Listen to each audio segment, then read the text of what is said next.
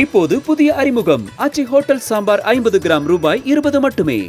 இந்த புத்தாண்டுக்கு நம்ம பூர்விகால 5000 ரூபாய்க்கு மேல பர்ச்சேஸ் பண்ணி 15 lakh கோல்ட் வவுச்சர் வெல்லும் வாய்ப்பு பெறுங்க. தமிழரின் பாரம்பரிய திருவிழாவை கொண்டாடுவோம் புத்தாடை பொங்கலோடு. The Chennai Silks. Let the celebrations begin.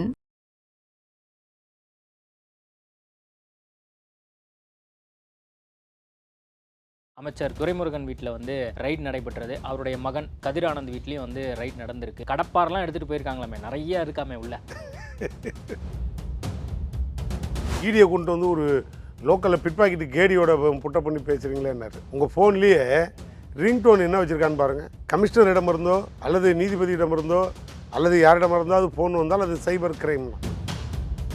ஆனால் இடி அதிகாரிகளையே செக் பண்ணக்கூடிய இடத்துல வந்து திமுக காரங்க இருக்காங்கிறது நாங்கள் நேற்று தான் கேள்விப்படுறோம். வேறு ஒன்றும் காரணம் இல்லை. இப்போ நான் சொன்னது தான் காரணம். இந்திய அரசாங்கம் எங்களுக்கு கொடுத்துருக்க எச்சரிக்கையை 2014 இவங்க வந்த பிறகு 217 வழக்கு, அதுவும் முக்கிய பொலிட்டிக்கல் விஐபி மேலே ரைடு. அப்போ துரைமுருகனை அடுத்து டார்கெட் பண்ணி எப்படியாவது உள்ள வைக்கணும் அப்படிங்கிற திட்டத்தில் எதுவும் இருக்கிற மாதிரி எதுவும் தெரியுதா? அட்லீஸ்ட் கதிரானந்தையாவது எப்படியாவது உள்ள வச்சணும் அப்படின்னு நான் என்ன உங்களுக்கு கேட்குறேன், அவங்களோட நெருக்கடியே வந்து திராவிட மாடல் ஆட்சியில் அறிவாலயத்தில் ஈடிக்கு ஒரு ரூம் கொடுத்துட்றோம், சிபிஐக்கு ஒரு ரூம் கொடுத்துட்றோம். அப்போ நீங்கள் சவால் விடுறீங்க, ஐடிக்கு சவால் விடுறீங்க, அறிவாலயத்துக்கு நீங்கள் வந்து ஈடி ரைடு வாங்க அப்படின்னு. அறிவாலயத்தில் நாங்கள் உங்களுக்கு ரூமே கொடுத்துட்றோம் சார்.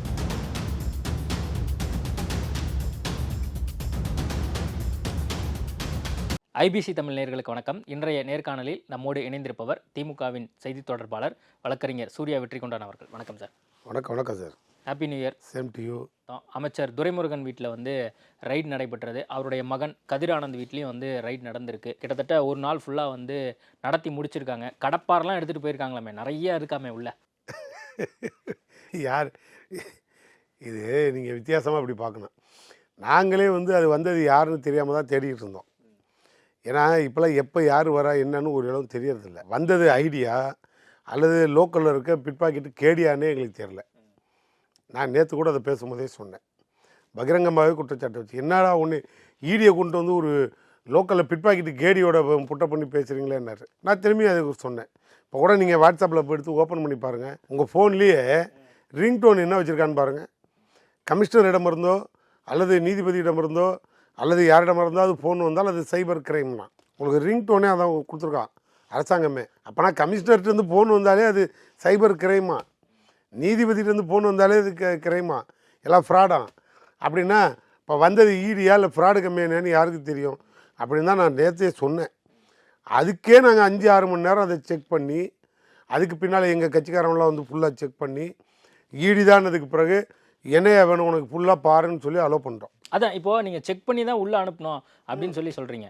இடி அதிகாரிகள் பொதுவாக வந்து ஒருத்தர் வீட்டுக்கு போகிறாங்கன்னா அங்கே இருக்கக்கூடிய நபர்கள்ட்ட வந்து பேச்சு கொடுப்பாங்க, அங்கே வீட்டுக்குள்ளே என்ன இருக்குது அப்படின்னு சொல்லி செக் பண்ணுவாங்க. ஆனால் இடி அதிகாரிகளையே செக் பண்ணக்கூடிய இடத்துல வந்து திமுக காரங்க இருக்காங்கிறது நாங்கள் நேற்று தான் கேள்விப்படுறோம். வேறு ஒன்றும் காரணம் இல்லை. இப்போ நான் சொன்னது தான் காரணம். அரசாங்கமே எங்களுக்கு கொடுத்துருக்க, இந்திய அரசாங்கம் எங்களுக்கு கொடுத்துருக்க எச்சரிக்கையை கமிஷனரோ இல்லை நீதிபதியோ யார் ஃபோன் பண்ணாலும் எங்கள் ரிங்டோனே அதுதான். யார் வந்தாலும் நீ முதல்ல செக் பண்ணு, அது ஃப்ராடு கம்பெனின்றான். அதனால தான் நாங்கள் ஈடியை ஃப்ராடான்னு என்னன்னு செக் பண்ணோம். வேறு ஒன்றும் இல்லை. அது ஈடி தான் தெரிஞ்ச பிறகு எதுக்கு வந்தோன்னோ, ஏதோ பூஞ்சோலை சீனிவாச்சான்னாங்க. அப்புறம் பூஞ்சோலை மாஞ்சோலை நாங்கள் எங்கேயாவது போய் ஏதாவது தேடு. எப்போ நடந்ததுன்னோ 2019 ஐடி அப்போ நடந்த ரைடு. அன்னைக்கு 3 மாதத்தில் மறுபடியும் தேர்தல் நடந்து அவர் மீண்டும் ஜெயிச்சிட்டார். அதுக்கப்புறம் பிறகு 5 வருஷம் முடிஞ்சு அடுத்த தேர்தல் வந்து அடுத்த தேர்தலே அவர் ஜெயிச்சு எம்பியாக இருக்கார். இப்போ வந்து அந்த தேர்தலுக்கு முன்னால் வந்த ரைடை ஒட்டி நாங்கள் மீண்டும் இப்போ ஆய்வு பண்ண வரோம்னா இதுதான் உங்களுக்கு வேடிக்கை கூத்தாச்சு. இல்லை இப்போ ஒருவேளை அங்கீகாரி மாதிரி நிறைய கிடைச்சிருக்கும், அதனால வந்து வந்துருக்கு. நான் என்ன கேட்குறேன், அது என்ன 5 வருஷமாக ஆறாயிரத்து ஆதாரங்களை தேடுறீங்களா? இல்லை 5 வருஷமாக எங்கேயாவது கடன் வாங்கிட்டு வரீங்களா? ஒருத்தர் பாரு, இது ஜனநாயகத்தை எவ்வளோ பப்ளிக் மக்களை வந்து எவ்வளோ மக்கள் வரிப்படத்தில் ஒரு தன்னாட்சி அதிகாரம் பெற்ற ஒரு அமைப்பு. இந்த அமைப்போட பணி என்ன? மக்களுக்கு வெளிப்படுத்துறீங்க. ஒரு அரசியல்வாதி இப்படி தப்பு பண்ணிட்டாரு அப்படின்னு நீங்கள் வந்து ப்ரூவ் பண்ணுற மாதிரி உள்ளே வரீங்க, ஆதாரத்தோடு வரன்றீங்க, ரைடு பண்ணுறீங்க, திரும்பி அந்த கேஸை ரன் பண்ணுறீங்க. இவ்வளவும் செய்கிறீங்கல்ல. 5 வருஷமாக மறுபடியும் அது என்னன்னு கூட யாரும் கேட்கல. இல்ல இப்போ 2019 துரைமுருகன் வீட்டிலிருந்து 10 லட்சம் ரூபாய் எடுத்ததாக செய்தி. அது மட்டும் இல்லாம நீங்க சொல்லக்கூடிய அந்த பூஞ்சோலை ஸ்ரீனிவாசன் அவரும் திமுக காரர் தான் அப்படிங்கிறது எல்லாத்துக்குமே தெரியும். அவர் வீட்டில் ஏதோ 10 கோடி ரூபாய் 2019 எடுத்தாங்க அப்படிங்கிறது செய்தி. இதன் அடிப்படையில் இடி வந்து நேற்று வந்து விசாரணைக்கு வந்திருக்கு. இதான் சார் நானும் சொல்கிறேன், நான் மறுக்கவே இல்லையே. இதை நீ என்ன வேலை பார்க்குற? எந்த கோயிலில் ஈடி மணி அடிச்சிட்டு இருந்தது? நான் தெரியாமல் கேட்குறேன். உனக்கு எதுக்காக அரசாங்கம் கொடுக்குறாங்க இவ்வளோ சம்பளத்தையும் கொட்டி கொடுத்து உன ஒரு அமைப்புன்னு வச்சுருக்கான்? மோடி கை காட்டுற திசையில் பாயறதுக்கா? இல்லை மோடிக்கு மட்டும்தான் எடுபடியாக வேலை பார்ப்பீங்களா இடி டிபார்ட்மெண்ட்டு? ஈடியோட வேலை என்ன? நான் உங்களை ஓப்பனாகவே கேட்குறேன், ஈடி இது வரைக்கும் இங்கே என்ன சாதிச்சு கிழிச்சுது? காங்கிரஸ் பீரியட்ல கிட்டத்தட்ட 200 சொச்ச வழக்கு தான் வந்து போடப்பட்டிருக்கு. அதுவே வந்து பாஜக ஆட்சியில 2014க்கு அப்புறம் 6000க்கும் மேற்பட்ட வழக்குகள் போடப்பட்டிருக்கு அப்படின்னு சொல்லி பாஜகவை சேர்ந்த கருணாகராஜன் ஒரு நான் சொல்றேன், தப்பா சொல்றீங்க. டேட்டா நான் சொல்றேன். 2014 இவங்க வந்த பிறகு 217 வழக்கு, அதுவும் முக்கிய பொலிட்டிக்கல் விஐபி மேல ரைடு, பொலிட்டிக்கல் விஐபி மேல மட்டும் ரைடு 2217. அதுல 115 சொச்சம் ஒன்லி ஆப்போசிஷன் பார்ட்டி. 215 நான் அப்படியே ஃபுல்லாக ஆப்போசிஷன் பார்ட்டி. அப்படின்னா இப்போ இதுக்கு அர்த்தம் என்ன? அப்போ அவங்களோட நோக்கம் என்ன? நீ ரைடு விடுறது எதிர்கட்சி தலைவர்களும் எதிர்கட்சிகளை முடக்கிறதுக்கும், எதிர்கட்சிகளை உன் கட்டுப்பாட்டுக்கு கொண்டு வரதுக்கும், பயமுறுத்துறதுக்கும், கச்சை கலைக்கிறதுக்கும், இல்லைனா அவன் கட்சிக்குள்ள போய் மகாராஷ்டிராவில் போய் அப்படியே ரெண்டாக உடச்சி விட்டு அஜித் பவாரை பிரிச்சுட்டு வந்து சின்னத்தையும் பிடிக்கிட்டு வந்து இன்னொருத்தன்ட்ட கொடுத்து, புரியுதா இல்லையா உங்களுக்கு? அப்போ ஒரு கட்சி, ஜனநாயக கட்சியை டோட்டலாக அப்படியே கலைக்க வேண்டியது. எலெக்ஷன் கமிஷனை கூப்பிட வேண்டியது. சிம்பலை நீ நான் சொல்கிற ஆளு கூடுன்னு சொல்ல வேண்டியது. உடனே சிம்பலும் பறி போயிடும், கட்சியும் பறி போயிடும், நடு ரோட்டில் நிற்கணும். இதுக்கு பேர் உங்களுக்கு அரசியல் கட்சி. 6 மாதத்துக்கு ஒரு தாட்டி பாஜகவை சேர்ந்தவங்க இன்னொரு புள்ளி வரும் சொல்கிறாங்க. கிட்டத்தட்ட ஒரு 16,000 கோடி ரூபாய் வரைக்கும் இந்த மாதிரி கருப்பு பணத்தை வந்து இடி வந்து முடக்கியிருக்கு. இதுவே காங்கிரஸ் பீரியட்ல 200 கோடியோ 300 கோடியோ தான் முடக்கியிருக்காங்க அப்படின்னு சொல்லி சொல்கிறாங்க. அப்போது ஈடி வந்து நியாயமான நடவடிக்கைகளை உங்க அரசாங்கம் வந்த உங்க ஈடி நியாயத்தை நான் திரும்பி உங்கள்கிட்ட ஒரு கேள்வி வைக்கிறேன். நீங்களும் ஒரு சீனியர் ஜேர்னலிஸ்ட், ரிப்போர்ட் டேட்டா எடுத்து வச்சிருப்பீங்கல்ல? இல்லைனாலும் நான் போனதுக்கு அப்புறம் போய் செக் பண்ணிக்கோங்க, வெளியிடுறதுக்கு முன்னாலே செக் பண்ணிக்கோங்க. 3000 பிரைவேட் கம்பெனிகளுக்கு நீங்கள் ரைடு விட்டுருக்கீங்க. 3000 கம்பெனியில் 26 கம்பெனிலேருந்து நீங்கள் தேர்தல் எலக்ட்ரல் பாண்டு வாங்கியிருக்கீங்க. அதே ஏஎன்ஐயில் ஒரு பேட்டியில் பிரைம் மினிஸ்டர் கொடுக்குறாரு. என்ன கொடுக்குறாரு? உங்களை மாதிரி ஒரு ஜேர்னலிஸ்ட்டு பிரைம் மினிஸ்டர் பேட்டி கேட்குறான். என்ன கேட்குறான்? சார் இதை மாதிரி நீங்கள் உங்கள் கட்டுப்பாட்டில் இருக்க, அதுவும் இடி டிபார்ட்மெண்ட்டு ரைடு விட்டுட்ருக்க அந்த கம்பெனிலேருந்து நீங்கள் தேர்தல் பாண்டு வாங்குறீங்க, எலக்ட்ரல் பாண்டு வாங்குறீங்க, 26 கம்பெனிலேருந்து நீங்கள் வாங்கியிருக்கீங்கன்னு சொல்கிறான். உடனே அதுக்கு இப்போ பிரதமர் மோடி என்ன சொல்லணும்? என்ன சொன்னார் தெரியுமா உங்களுக்கு? மன்னிக்கணும், அந்த நேரத்தில் ரைடு நடக்கும்போது நடந்த பிறகோ நடந்தது கரைச்சோ ஒட்டி வச்சு பார்த்தா நாங்கள் 26 வாங்கலைங்க, 16 கம்பெனிலேருந்து தான் எங்களுக்கு பணம் வந்தது. 16 கம்பெனிலேருந்து தான் எங்களுக்கு பணம் வந்தது. 26ங்கிறது தப்பு கணக்கு. அதே நேரம் நான் அப்பயே சொன்னேன், இந்த மாதிரி ரைடு நடந்த கம்பெனிலேருந்து வாங்கினா ஃபண்டு வந்தால் அது மக்கள் இப்படி தான் தப்பாக பேசுவாங்கன்னு சொன்னேன். நான் தெரியாமல் கேட்குறேன். இருங்க, அப்போ நான் கேட்குறது அவன் ஃப்ராடு கம்பெனி தானே, அதில் ஒன்றும் டவுட் இல்லை. ஃப்ராடு கம்பெனின்னு தெரிஞ்ச பிறகு தானே ஈடு ரைடு போகிறேன். அப்புறம் எப்படி நீ இப்போ ஒரு பிரைம் மினிஸ்டர் நீங்களே அப்ரூவ் ஆகி ஸ்டேட்மெண்ட் சொல்கிறீங்க, அவங்ககிட்ட எப்படி உங்கள் கட்சி பணம் வாங்குது? அது ஒரு கட்சியா? அப்போ ஈடியை நீங்கள் எதுக்கு பயன்படுத்துறீங்க? இதுக்கு நீங்கள் பதில் சொல்லுங்கள். உங்கள் ஈடியோட லட்சணத்தை இப்போ எடுத்து வச்சுருவோம். இதுக்கு என்ன அர்த்தம்? நான் சொல்லவா திரும்பி? ஒரு பிரைம் மினிஸ்டர் ஏனையில் பேட்டி கொடுக்கும்போது அப்ரூவரே ஆகிட்டார். ஈடி இதை விட ஈடி டிபார்ட்மெண்ட்டு ஒன்று தேவையில்லை, கலைச்சிட்டே போயிடலாம். அந்த அளவு ஈடியோட நடவடிக்கையை ஓப்பனாக சொல்லிட்டாங்க. இல்லை இப்போ பிஜேபி பொலிட்டிக்கல் ரீதியா இடி வந்து நீங்க சொல்லக்கூடிய அந்த நம்பர்ஸ் 115 விஐபிகள் மீது நடவடிக்கை எடுத்திருக்கிறாங்க அப்படின்னு நீங்க சொல்றீங்க. அப்படியே தமிழ்நாட்டு பக்கம் வந்தோன்னா director of anti vigilance commission இருக்கு. அவங்க யார் மீது வந்து இப்போ முன்னாள் அமைச்சர்கள் மீதெல்லாம் வந்து வழக்கு தொடர்றாங்க, நடவடிக்கை எடுக்கிறாங்க. அப்போ அது திமுக அரசாங்கம் பழிவாங்கும் காரணமாக முன்னாள் அமைச்சர்கள் மீது நீங்க நடவடிக்கை சொல்லவா? நாங்க இத மாதிரி ஒரு இடம் விடாம விஜிலன்ஸை விட்டு எல்லா இடமும் புடி அப்படின்னு சொல்கிறது எங்களுக்கு உத்தியோகம், எங்களுக்கு அது பொழப்பா? அப்படி இருந்தால் இந்நேரம் அண்ணா திமுகவில் ஒரு மந்திரியாவது வெளில இருந்திருப்பானா? வாங்கின லஞ்சத்தையே வைத்தின்னு ஒருத்தர் இருக்கார், ஒருத்தநாடு எம்எல்ஏ, அன்னைக்கு அமைச்சர் ஹவுசிங்க்கு. வாங்கின லஞ்சத்தையே ஒயிட்டில் வாங்கின, அக்கௌண்ட்டில் வாங்கின ஒரே ஒரு பெரிய மனுஷனும் அவனும் தான். இன்றைக்கி ஸ்ரீராம் கேஸ் இருக்குது, இந்த பெண்டிங்கில் இருக்குது. ஸ்ரீராமுக்கு அப்ரூவல் கொடுத்த கேஸ். ஈடி அவங்க வேலையை பார்க்கறாங்க. இப்போ நான் பாஜகவோட கனெக்ட் பண்றீங்க. நாங்க ஒரே ஒரு வார்த்தை கேட்குறோம், உங்க ஈடியை ஒரு அஜித் பவார் மேலே 1000 கோடி உள்ளன்னு சொல்லிட்டு நடவடிக்கை எடுத்தீங்க. இல்ல அதோடைய போக்குங்கிறது இன்னும் இருந்துட்டு தான் இருக்கு சார் அதெல்லாம் அவங்க என்ன நாம் சொல்றாங்க அண்ணாமலை அண்மையில ஒரு செய்தியாளர் சந்திக்கும் போது கொஞ்ச நாளைக்கு முன்னாடி சொல்லும்போது அந்த வழக்குங்கிறது தொடர்ந்து இருந்துட்டு தான் இருக்கு. உண்மையான்மே வந்து இடி அவர் மேல நடவடிக்கை எடுக்குமானால் அவர் வந்து லீகலா அதை ஃபேஸ் பண்ண போறாரு அப்படிங்கிறாரு. ரொம்ப பெரிய மனுஷனுங்க. உங்க கட்சி தான் ரொம்ப யோக்கிய சிகாமணிகளாக வச்சிருக்கீங்கல்ல, அப்புறம் எதுக்கு இந்த மாதிரி அயோக்கிய உள்ள கொண்டு போய் சேர்த்தீங்க நான் கேட்கறது.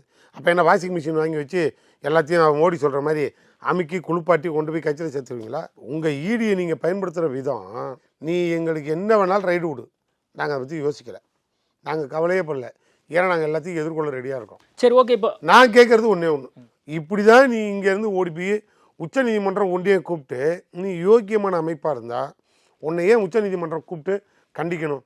உன்னை ஏன் வான் பண்ணணும்? ஒவ்வொரு நீதிபதியும் உன்னோட நடவடிக்கை தப்பு, நீ பழி வாங்கிறதுக்காக பயன்படுத்தப்படுற, நீ ஒரு அம்பு, உன்னை எய்துறது யார் அப்படின்னா உன்னை அரசாங்கம் பிரதமர் மோடிக்கு நீ எடுபடியாக வேலை பார்க்குறியா அப்படின்னு தான் அர்த்தம். அது உன்னை எய்துறவன் யார்? அப்போ எதிர்கட்சியில் இருக்க அத்தனை கட்சி மேலேயும் நீ பாயிற, பிஜேபியில் இருக்க ஒரு ஆள் மேலே கூட பாய மாட்டேன். கம்பெனிக்கு ரைடு போவேன், கம்பெனிலேருந்து ஃபண்டு பார்ட்டி ஃபண்டு பிஜேபிக்கு வந்துடும், உடனே நீ ரைடை நிப்பாட்டிடுவேன். இப்படி தான் ஈடி. ஓகே, ஈடியினுடைய அந்த செயல்பாடுகள் குறித்து நீங்கள் சொல்லியிருக்கீங்க, எல்லாருமே பார்த்துட்டு தான் இருக்காங்க, மக்கள் உட்பட எல்லாரும் பார்த்துட்டு தான் இருக்காங்க. நம்ம பார்க்கலாம் என்ன நடக்குதுன்னு சொல்லி. ஏற்கனவே வந்து செந்தில் பாலாஜி இதே மாதிரி கைதாகி சிறையில் இருந்தார். இப்போது துரைமுருகனை அடுத்து டார்கெட் பண்ணியிருக்கிறாங்க அப்படின்னு நினைக்கிறீங்களா? ஏன்னா இப்போ கடப்பாரெல்லாம் எடுத்துகிட்டு போய் என்னமோ நிறைய எடுத்துகிட்டு வந்த மாதிரி ஒரு விஷுவல்ஸு அந்த காட்சிகள்லாம் நம்ம பார்க்குறோம். அப்போ உள்ளே நிறைய பதுங்கியிருக்கு அப்படின்னு சொல்லி மக்கள் மத்தியில் ஒரு பேடான ஒரு இம்ப்ரெஷனை வந்து ஈடி கொடுக்க பார்க்குது அப்படிங்கிற ஒரு பார்வையும் இருக்கு இல்லையா? அப்படி இருக்கும்போது அப்போ துரைமுருகனை அடுத்து டார்கெட் பண்ணி எப்படியாவது உள்ளே வைக்கணும் அப்படிங்கிற திட்டத்தில் எதுவும் இருக்கிற மாதிரி எதுவும் தெரியுதா? அட்லீஸ்ட் கதிரானந்தையாவது எப்படியாவது உள்ள வச்சணும் அப்படின்னு நான் என்ன உங்களுக்கு கேட்குறேன், அவங்களோட நெருக்கடியே வந்து திராவிட மாடல் ஆட்சியில் ஒரு இனிமேல் இங்கே ஒரு புல்லு பூண்டு கூட பிஜேபிக்கு முளைக்க போகிறதில்ல. தமிழக முதல்வர் எல்லா ஸ்கீமையும் நேரடியாக மக்கள்கிட்ட கொண்டு ஹேண்ட் ஓவர் பண்ணிட்டார். நீ பிறக்கிற பிள்ளையில் ஆரம்பித்து புல்ல வைக்கிற பொம்பளைக்கு கொண்டு கவர்மெண்ட்டில் 12 மாதம் விடுப்பு, அந்த அளவுக்கு கல்லறை முடிஞ்ச பிறகு கூட பென்ஷன் வரைக்கும் கிளியராக கொண்டு போய் கொடுத்துட்டோம். படிக்கிற பிள்ளைகள் 1000 ரூபாயிலேருந்து குடும்ப பெண்களுக்கு 1000 இவ்வளோ பாலிசி போயிடுச்சு. இனிமேல் இங்கே திராவிட மாடல் ஆட்சியை இந்தியா ஃபுல்லாக ரோல் மாடலாக நீ எடுத்துகிட்டு போகலாம். ஆனால் இங்கே இனிமேல் தமிழ்நாட்டில் பிஜேபியோ அதிமுகவுக்கோ ஒரு புல்லு பூண்டு கூட முளைக்காது. இவங்க 200க்கு 234க்கு 200 ஜெயிக்குன்னு சவால் விடுறாரு. அப்போ இனிமேல் இந்த பார்ட்டியை வேறு என்ன பண்ண முடியும்? ஒன்று சட்டம் ஒழுங்கு சரியில்லைன்னு ஒரு பொய்யை சொல்லி மிரட்டி பார்க்க முடியும், இல்லைன்னா ஆளுநரை வச்சு இது ஆரிய மாடல் ஆட்சிரான்னு ஆளுநரை வச்சு திருவள்ளுவர் சிலைக்கு காவியை போட்டு விட்டு கலவரம் பண்ண முடியும். இதை மாதிரி குட்டி கலாட்டெல்லாம் பண்ணி பார்த்தாங்க, இங்கே ஒன்றும் வேலைக்கு ஆகலை. அதனால அமைச்சர் எதுவும் எடுபடலை. அதனால சீனியர் மினிஸ்டர் கடைசியாக என்ன ஐடியான்னா, ஒன்று அவங்கள்ட்ட இருக்க ஆயுதம், ஒன்று ஐடி, அடுத்து இடி, அதுக்கு அடுத்து சிபிஐ, இவ்வளோதான். இந்த 3 தான் தூக்கிட்டு வரணும். 3மே கொண்டது இங்கே விடு. அறிவாலயத்தில் இடிக்கு ஒரு ரூம் கொடுத்துட்றோம், சிபிஐக்கு ஒரு ரூம் கொடுத்துட்றோம். அப்ப நீங்க சவால் விடுறீங்க, ஐடிக்கு சவால் விடுறீங்க, அறிவாலயத்துக்கு நீங்க வந்து ஐடி ரைடு வாங்க அப்படின்னு. அறிவாலயத்தில் நாங்கள் உங்களுக்கு ரூமே கொடுத்துட்றோம் சார், பர்மனெண்ட்டாக இங்கே வந்து தங்கிருங்க, தங்கி எங்களுக்கு கவர்மெண்ட் முடிகிற வரைக்கும் இங்கே உட்காந்து எல்லா பழக்கும் ரைடு விட்டுருங்க. எதுக்கு உங்களுக்கு? நான் தான் சொல்லிட்டேன்ல, உங்களுக்கு தொடர்ந்து விட்டாங்க அப்படின்னா இது வந்து ஆட்சிக்கும் கெட்ட பேராகும், இல்ல ஆட்சிக்கும் கெட்ட பேராகும். மக்கள் மத்தியில வந்து மக்கள் வந்து என்ன நினைப்பாங்க? அப்போ நம்ம இது லீகலா ஃபேஸ் பண்ணணும் அப்படின்னா நீங்க வந்து நீதிமன்றம் அணுகலாம், தொடர்ந்து இது மாதிரி பழிவாங்கும் நடவடிக்கையாக இவங்க செயல்படுறாங்க அப்படின்னு சொல்லி நீங்க லீகலா கேஸ் போடலாம்ல. இப்போ நாங்கள் அதுக்கு அடுத்தது வேறு எங்கே போவோம்? இப்போ ஒரு இடி ரைடு வருது, ஐடி ரைடு வருது, சிபிஐ வருது, எது வேணாலும் வரட்டும், நாங்கள் எங்கே போவோம்? அடுத்ததுக்கு உண்டான ஆல்டர்னேட் ரெமெடி அதான். சட்டமன்றத்தில் போடுற மசோதாவுக்கு உச்சநீதிமன்றம் போய் தான் சார் பர்மிஷன் வாங்கிட்டு வரோம். எங்களுக்கு யார் பிரைம் மினிஸ்டர்? எங்களுக்கு யார் பிரைம் மினிஸ்டர் உங்களுக்கு தெரியுமா? இந்தியாவில் இருக்க அத்தனை எதிர்கட்சிக்கும் பிரைம் மினிஸ்டர் உச்சநீதிமன்றம். பிரைம் மினிஸ்டர் மோடி கிடையாது எங்களுக்கு. அப்படின்னா எங்களுக்கு யார் எங்களுக்கு பிரைம் மினிஸ்டர் வேலை பார்க்குறா? எங்களுக்கு இருக்கிற மசோதாவில் கையெழுத்து போடுற அதிகாரம் ஆளுநருக்கு இருக்குது. ஆளுநருங்க கையெழுத்து போட்டாரா? ஆளுநர் ரம்மிக்கு போட்டாரா? எத்தனை மசோதாவுக்கு போட்டார்? நாங்கள் உச்சநீதிமன்றம் போனோம். உச்சநீதிமன்றம் ஆளுநரை கூப்பிட்டு டைம் லிமிட் கொடுக்குது, இந்த கேப்புக்குள்ள நீ கையெழுத்து போடணும், இல்லையா ஃபைலை ஜனாதிபதிக்கு அனுப்பு, இல்லையா உனக்கு என்னையா வேலைன்னு ஆளுநரோட அதிகாரத்தை உச்சநீதிமன்றம் கண்டித்த பிறகு இவர் ஓடி வந்து இவர் கையெழுத்து போடுறாரு. அப்போ எங்கள் மசோதாவுக்கு யார் எங்களுக்கு பிரைம் மினிஸ்டர்? யார் எங்களை நாங்கள் யாரை நம்பி இந்த இந்தியாவுக்குள்ள கட்சி நடத்த முடியும், ஆட்சி நடத்த முடியும்? அப்போ உங்களுக்கு புரியுதா இப்போ சுச்சுவேஷனு? நான் ஏன் அறிவாலயத்தில் ஒரு ரூம் கொடுக்குறேன்னு சொன்னது புரியுதா? அவங்களால எங்களை வீழ்த்த முடியாது மக்கள் மன்றத்தில். சரி, இப்போ மக்கள் மன்றத்தில் வீழ்த்த முடியாதுன்னா பாக்குறாங்க இந்த மாதிரி ரைடு எல்லாம் விட்டு அப்படின்னு நீங்க சொல்றீங்கல்ல, அப்போ வந்து மிரட்டி ஏதோ ஒன்று சாதிக்கணும்னு அவங்க நினைக்கிறாங்களா? அது ஒன்லி பொலிட்டிக்கல் கால்குலேஷன் மட்டும்தானா? பாஜக எப்படியாவது இங்க வரணும், அதுக்காக முன்னாள் அமைச்சர்கள் இன்னாள் அமைச்சர்கள் எல்லாத்தையும் வந்து ஒரு தர்ம சங்கடமான ஒரு சூழலுக்கு உள்ளாக்கி மக்கள் மத்தியில் ஒரு பேட் இம்ப்ரெஷனை கிரியேட் பண்ணணும், அதுதான் அவங்க நோக்கமா இருக்கு. வேற ஒண்ணுமே கிடையாது சார். அப்சல்யூட்லி அதான் ரைட்டு. அவங்களோட நோக்கம் ஒன்று. இவர் அண்ணாமலை முதல்ல 2 பொட்டியை கொண்டு கொடுத்தாரு. பொட்டி கொடுத்தாரா? யார்கிட்ட கொண்டு கொடுத்தாரு சொல்லுங்கள், யார்கிட்ட கொடுத்தாரு? 14 வருஷம் 12 வருஷம் 10 வருஷமாக யார் ஆள்றது? 2014 யார் ஆண்டுகிட்டு இருக்கீங்க? பொட்டி கொடுத்த ஆள் யார்? ஆளுநர் யாரோட ஆள்? ஆளுநர் பாஜகவோட பவர் ஏஜென்ட் ஒன்னோட அல்லக்கை. அண்ணாமலைக்கு அல்லக்கை தான் ஆளுநர். அப்போ அண்ணாமலை தான் திமுகவோட ஃபைல் 1 ஃபைல் 2ன்னு கொண்டு பொட்டி கொடுத்தீங்க. என்ன பெரிய மனுஷனுங்களா என்ன பண்ணீங்க? என்ன உங்களால் அதில் கிழிக்க முடிஞ்சுது? என்னத்தை ஏன் பொட்டியை ஓப்பன் பண்ணி இதில் இவ்வளோ ஊழல், இதில் இவ்வளோ ஊழல், இப்படி இருக்குது இந்த ஆட்சின்னு காட்ட வேண்டியதுதானே? நாங்கள் காட்டினோம் சார். 7.5 லட்சம் கோடி சிஏஜியில் ஒன்றிய அரசில் ஊழல்னு காட்டணும். நீ கொடுக்குற ஆயுஷ்மான் திட்டத்திலேயே அவ்வளோ சீரியஸாக அவ்வளோ போர்ஜரி வேலை பண்ணி செத்து போன பாடிக்கு இன்சூரன்ஸ் பாலிசி போட்டு அதில் இவ்வளோ திருடி இருக்கீங்கன்னு மொத்தமாக சிஏஜி ஊழல், சிஏஜி அறிக்கை 7.5 லட்சம் கோடி ஊழல்னு டேட்டாவோடு எடுத்து கொடுத்தோம். ஏன் இந்த இடி அந்த அறிக்கையின் பேரில் என் வீட்டுக்காக ரைடு விட்டுதா? எந்த டிபார்ட்மெண்ட்டுக்காக ரைடு போச்சா? ஏன் இதை விட இன்னும் உங்களுக்கு எவிடன்ஸ் கொடுக்கணுமா? அப்போ உங்களோட வேலை என்ன? அண்ணாமலை நீ போய் பார்க்க வேண்டிய வேலையை பார்த்த, இங்கே வேலைக்கு இல்லை. அதுக்கப்புறம் இப்போ கடைசியாக வந்த காலில் கிடக்கிற செருப்பத்துக்கு இப்படி காட்டி ஆட்சி போகும் வரை, நல்லா பாரு, ஆட்சி போகும் வரை நான் இந்த செருப்பே போட மாட்டேங்க நீ சொல்லிட்ட. நீ பெரிய மனுஷன் இல்ல, இதுதான் சர்வாதிகாரமா பேசுறது அப்படின்னு சொல்லி பாமகவினர் அன்னைக்கு கொந்தளிச்சு பேசுறாங்க. என்ன கொந்தளிப்பு உங்களுக்கு? என்ன முதல்வர் அவர்கள் அந்த கொந்தளிப்பு நாட்டுக்கு அறிக்கை விட்டுட்டு இருக்காரு. அது வேணாம், அது வேண்டாம். நான் திரும்பி ஓப்பனா சொல்றேன், அந்த பஞ்சாயத்து அப்பா பிள்ளை கூட ரோட்லயே நடந்தது. அதுல சமரசம் ஆயிடுச்சு. அதுல ஜனநாயகம் இருந்ததா? ரொம்ப ஜனநாயகபூர்வமான கட்சியில ஜனநாயகபூர்வமான வார்த்தை போர் நடந்திருக்கு. எங்கள்ல ஒரு துணை முதல்வர் எந்த பிரச்சனையும் இல்லை சார். திமுகவில் எங்கள்ல இருக்க மூத்த தலைவர் கூட ஜனநாயகம்னா தொண்டன் யாரை ஏற்றுக்கிறானோ அவர் தான் தலைவர். அதில் எந்த மாற்று கருத்துக்கு இல்லை. எந்த தலைவனுக்கு மக்கள் மத்தியில் வரவேற்பும் தொண்டர்கள் மத்தியில் வரவேற்பு இருக்கோ அவர் தான் அந்த கட்சிக்கு தலைவர். திமுக ஜனநாயகபூர்வமான கட்சின்னு சொல்லி சொல்றீங்க. எனக்கு நீங்கள் 1 நிமிஷம் கொடுங்க. அதுதான் ஜனநாயக தலைவர்னு நாங்கள் முடிவு பண்ணி இது ஜனநாயக கட்சின்னு சொன்னோம். அமைச்சர் துணை முதலமைச்சர் உதயநிதிக்கு ஒரு அப்ஜெக்ஷன் கிடையாது. எங்கள் கட்சிக்குள்ள சின்ன செய்குலி சேதாரம் கிடையாது. உடனே எல்லாரும் ஏன் துறை அமைச்சர் முன்னாள் மூத்த அமைச்சர் துரைமுருகனுக்கு தகுதி இல்லையா, ஆராசாவுக்கு தகுதி இல்லையா, இவங்களுக்கு தகுதி இல்லையா, இதெல்லாம் கேட்டீங்க. அவங்களே என்ன சொன்னாங்க, எங்களை மக்கள் தொண்டனோ எங்களை விரும்புகிறதை விட அடுத்த தலைமுறையை பாதுகாக்கிற உதயநிதி ஸ்டாலினை விரும்புகிறார்கள். எனவே அவர் இந்த கட்சிக்கு தலைவராக இருக்கட்டும், அவரே நீங்கள் முதன்மைப்படுத்துங்க, அடுத்த தலைமுறையை கொண்டு போய் மக்கள்கிட்ட சேர்க்க வேண்டிய பொறுப்பு எங்களுதுன்னு சொல்லிட்டு பிரச்சனை முடிச்சிட்டோம். ஒரு ஆளுங்க குரல் வந்ததா? அங்கே பார், இதே இப்போ அங்கே பார், ஐயா ராமதாஸ் உட்கார்ந்து மகன் பக்கத்தில், இந்த பக்கம் கௌரவ தலைவர் பாவம் ஜி.கே. மணி தலைவராக இருந்தவரையும் பிடுங்கிட்டு கௌரவத்துக்கு தலைவராக வச்சுருக்காங்க. அப்படியே வச்சுக்க, இதான் நாற்காலி. உங்கள் ஊடகம் என்ன நடந்தது? அதுலேயும் வேறு யாரும் இல்லை, அவரோட பொண்ணு பெற்ற பெரிய பிள்ளைய முகுந்தனை போடுறேன்னொன்னா ஓப்பன் பொதுக்குழுவில் நீ வேலையை பாரியான்ட்டு நான் கட்சியை தனியாக பிரிச்சுட்டு போகிறேன்னு இப்போ தனியாக பொதுக்குழு நடத்துகிறாரு, தனியாக நிர்வாகியை பார்க்குறாரு. அங்கே கட்சியை உடஞ்சிருச்சு, ஆஃபீஸ் உடஞ்சிருச்சு, கட்சி உடஞ்சிருச்சு, வீட்டில் எல்லாம் முடிஞ்சிருச்சு.